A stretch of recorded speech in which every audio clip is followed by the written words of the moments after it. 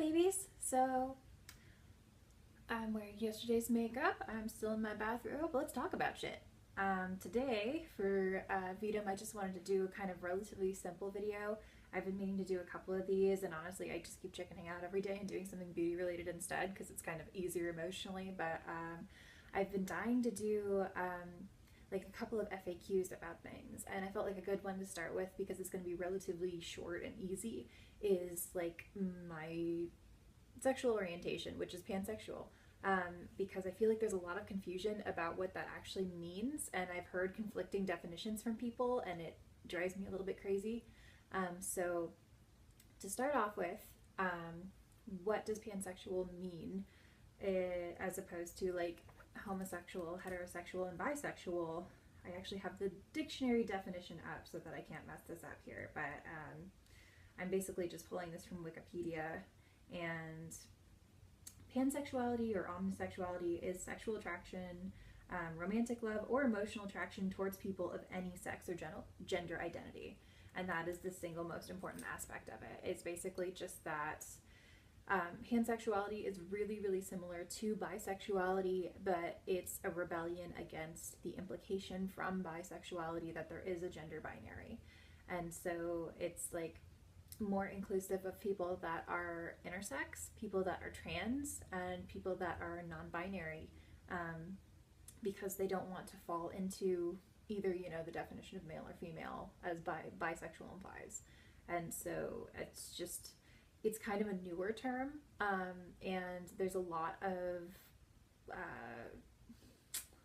there's a lot of conflict and controversy about it because a lot of people like to identify as bisexual, and that doesn't mean that they necessarily want to exclude non-binary people or like that they wouldn't date a trans person, but they like in my daily life, because there is so much confusion about what pan actually means, I usually identify with like anyone that I would consider you know, mixed company or normies as just being bi, because people know what that means, and also because there's kind of like the confusion with pan in particular is around, and I've actually heard this definition from two different people who identified as pan, but some people think that pan means that you're just attracted to everyone indiscriminately without, you know, indiscriminately. So, which is not me by any means, or I think the vast majority of people who identify as pan.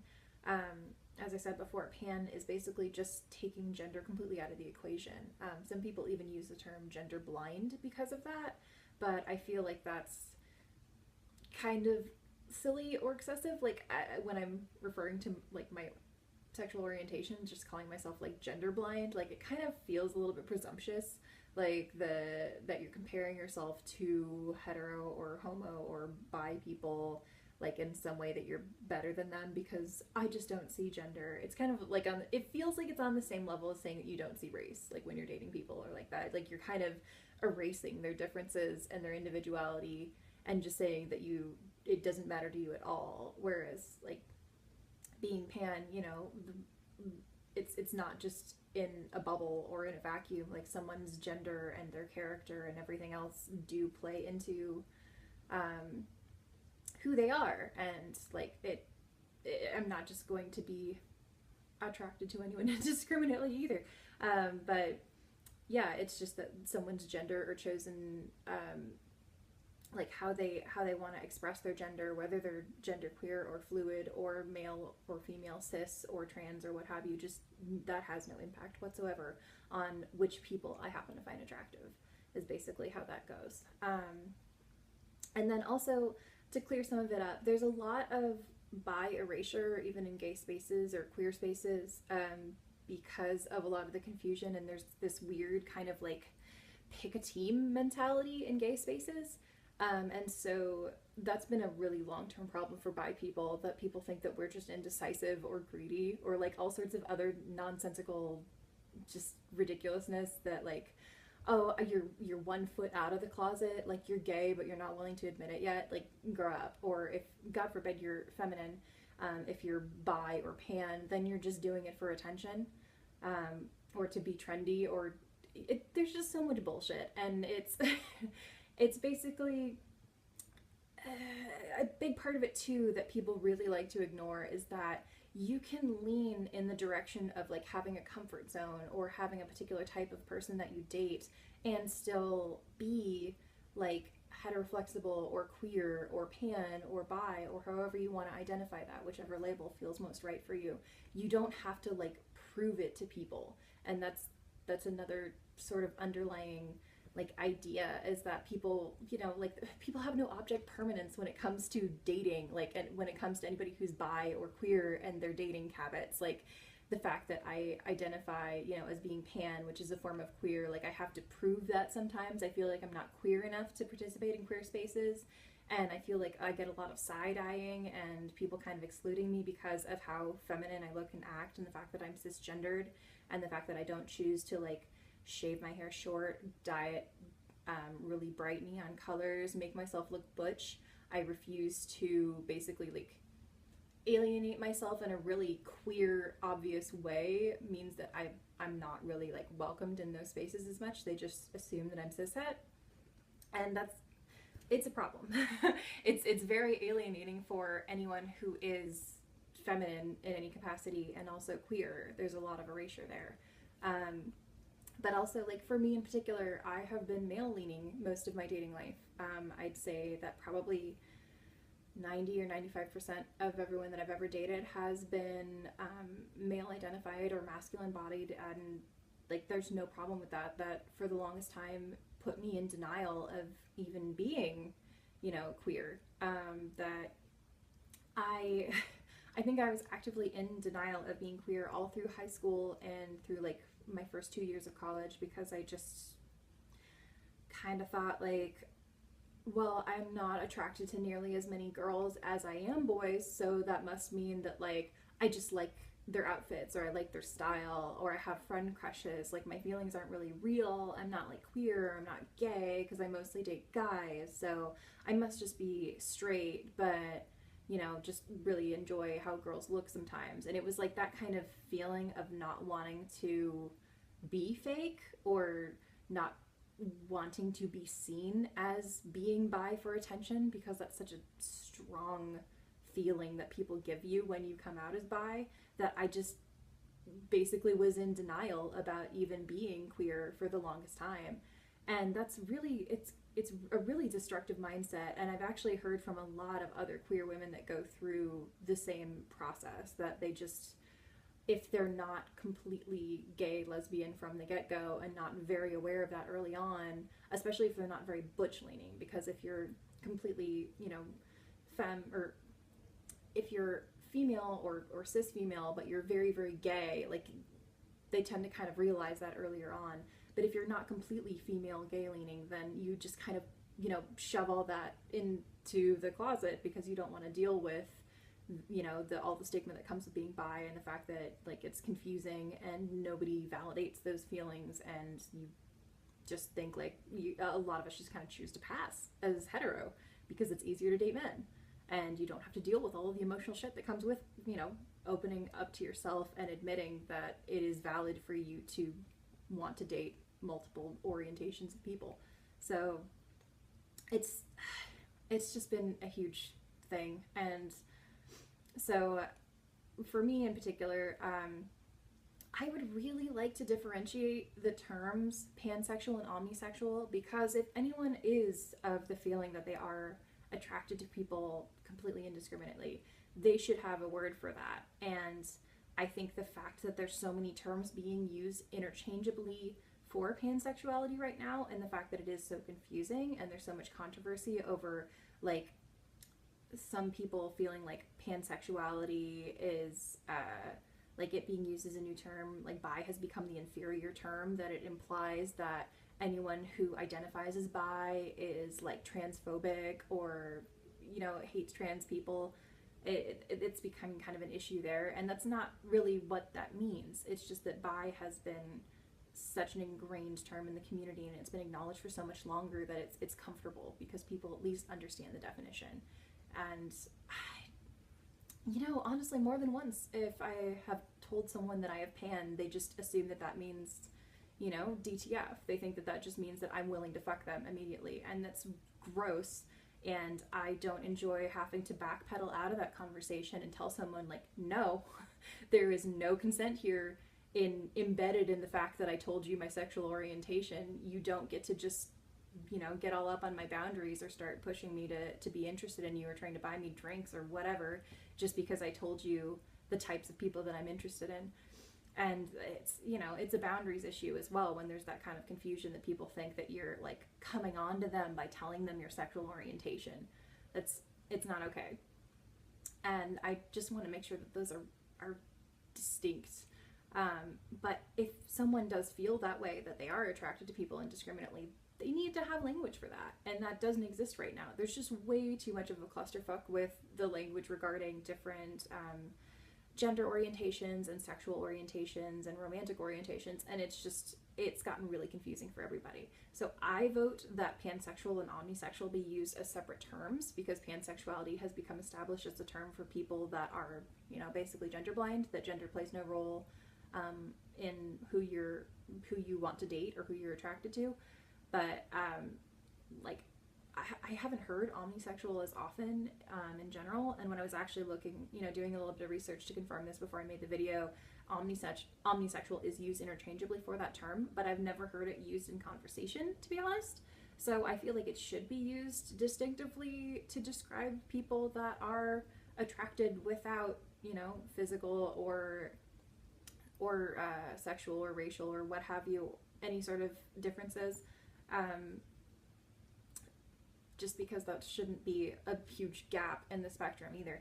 But yeah, so it's just a really bizarre state of confusion and conflict right now. And as I was saying earlier, I basically, like, when it comes to daily life and mixed company, I identify with bi, because it's easy. And as much as I hate that, and I think that that's a problem, it is kind of understandable for people who are new to this and don't completely understand the spectrums of gender or sexual orientation or what have you, because like they just know what that means. And it doesn't have to mean that you're exclusionary of trans or intersex people, and I don't think it really implies that necessarily. It does by Latin definition, because you're referring to two and the gender binary, but like I don't think it does in its use, like the daily connotation that we use it.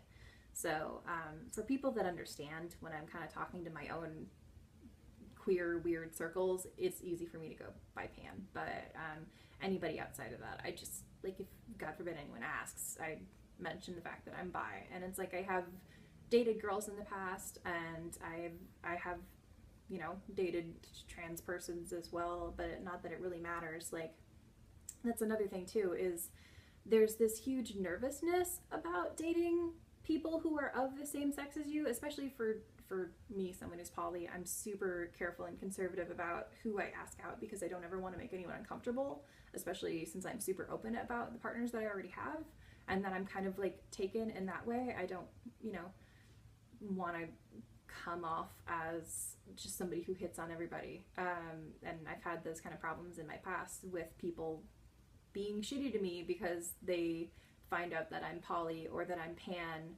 And it's like, in the kawaii fashion community for a little while, I got a reputation as being like the group slut because they found out that I was bi, and just even finding out that I was bi was enough for them to think that I would just hit on other girls, or that I like couldn't be trusted in front of other girls changing or anything like that, which is like, oh my god, no. Like, you know, there's a huge difference between being into girls sometimes and objectifying all of your friends and coworkers and everyone you know. There's a huge difference, and consent is a major part of any healthy dating, regardless of your orientation.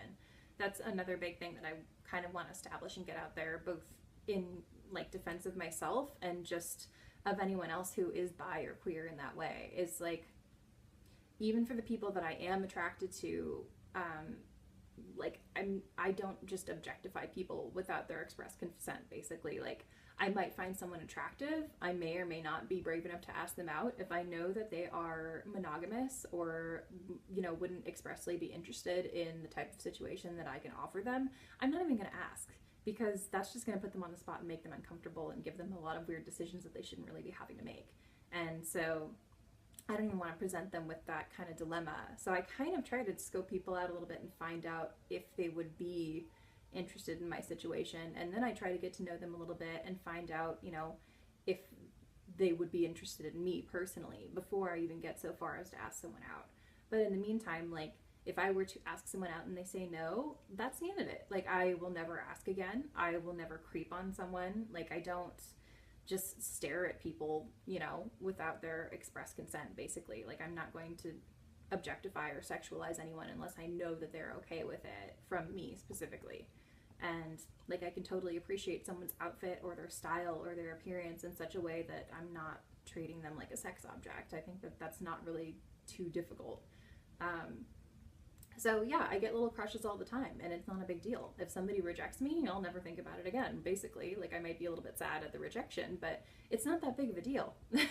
Like, that's something that I wish people outside of poly could grasp a little bit more, is like, you shouldn't work yourself up so hard over the possibility of dating someone. If they're not interested in you, then like, there's no reason for you to stress out about it.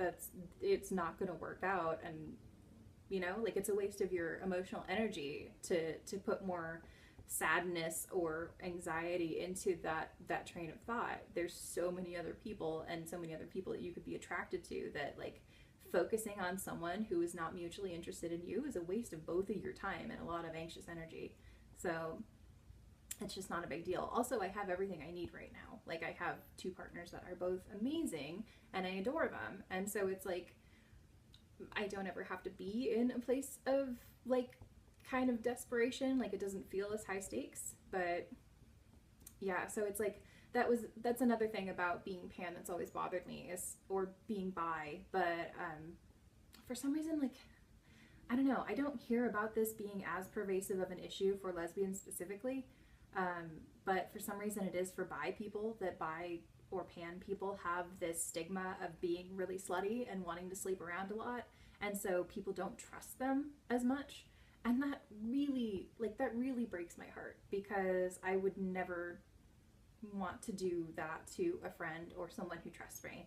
And I think that most people who are bi feel exactly the same way, that like, friendship and respect of the people that you care about is so much more important than whether or not you ever end up romantically involved.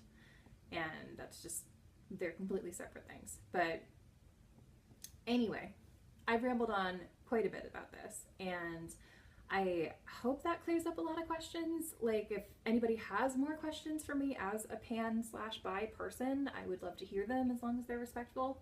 And it's just kind of like, it's such a clusterfuck being queer right now. Like, there's a lot of changes happening really fast. The Tumblr mentality, people like to make fun of it, the Tumblr and social justice warrior mentality, but it's done so much good. It's popularized so many things that weren't even on anyone's radar before, and we need to kind of appreciate that. But at the same time, because all the information is being spread word of mouth and through the internet, there's a lot of misinformation that gets around, and people are kind of making things up and defining them as they go.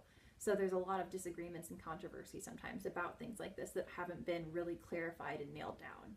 And so it makes it really difficult for someone in that position, you know, where you're establishing yourself as a particular like orientation or identity that isn't, you know, really well established, something new, and you have to explain yourself and defend yourself to people a lot of the time. And it's just, you know, it's kind of a mess. It is getting better, and it's going to continue to get better. And the longer that all of this exists, like, I was just reading a study today saying that like, less than 50% of Generation Z considers themselves straight or hetero in any way. You know, more than 60%, I think, of Generation Z, which is the like 18, I think it's like 17 to 20 year olds that are kind of just going through and coming out of high school right now, consider themselves queer to some extent, or at least not completely straight. And so that's crazy. Like, that's incredible. I mean, we've gone from basically as a society being very, very small pockets of gay people that had to hide in the shadows and find community in really small, you know, distinct, safe places and very hush-hush, to gay culture becoming very mainstream, and then gay and lesbians became more and more noticeable and accepted over time. It started with stereotypes and tropes, but then it moved up to them being acknowledged as real people. and a real breadth of people. And then we've started to acknowledge queer and, bisexual and, trans people and people of other gender identities. And now all of this is in the limelight at the same time. Like it's kind of rapidly progressing more and more. So I have a lot of faith in the fact that this is all kind of going to work itself out. But for the time being, we're in this really like tough stumbling block period where nobody really knows what any of this means yet, and it's just kind of shitty for the people that are really involved in it, trying to explain it to everyone all the time and feeling constantly like we're on the defensive, trying to explain and go against all these stigmas and stereotypes that have been very quickly created around us. So it's just kind of a weird place to be. But I hope that answered everybody's questions. I'm sorry that it was a super rambly video. I totally intended to keep it short. But like I said, any comments, questions, concerns, and support and solidarity, like if there's anyone in my friends list or anybody who watches these videos that also pan, I would love to hear from you. In any capacity, feel free to like message me on Facebook or on my Bow Cover Bunny blog page as well if you want to talk to me there. And if you just want somebody else to talk to who is bi or pan or queer or fucking whatever that's going through all this, I would love to hear from you, because sometimes I'm really lucky that I live in this little bubble in Seattle where queer community is really, really prevalent. There are a lot of resources here, and even if I have problems with them sometimes, I realize that I have so many more options than people in most other places in the world. So if you ever just want someone to talk to who is going through these things as well, I would totally love to hear from you and talk to you about it. But thank you guys so much for watching and for your support. Once again, if you have any requests for videos, please go ahead and let me know in the comments and all that, and like and subscribe if you want to see more of this kind of stuff as well. I'm going to do a poly FAQ pretty soon. I'm actually collecting questions from other poly people as well, so I kind of want to get like a really good cross section of the stuff that other people encounter as well as myself. But yeah, have a good rest of your day, and thank you guys so much for watching. Bye!